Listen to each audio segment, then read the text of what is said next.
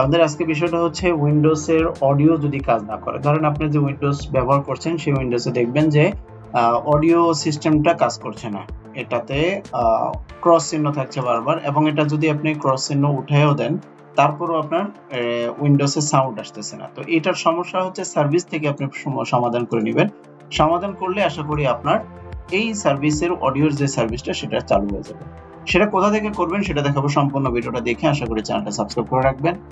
সর্বপ্রথম চলে যাবেন উইন্ডোজ আর বাটন ক্লিক করে সার্ভিস.msc এই অপশনে ক্লিক করবেন। এই অপশনে ক্লিক করার পরে দেখবেন উইন্ডোজ অডিও নামে একটা অপশন থাকবে, সেই অপশনটা যদি অফ করা থাকে অন করে নেবেন।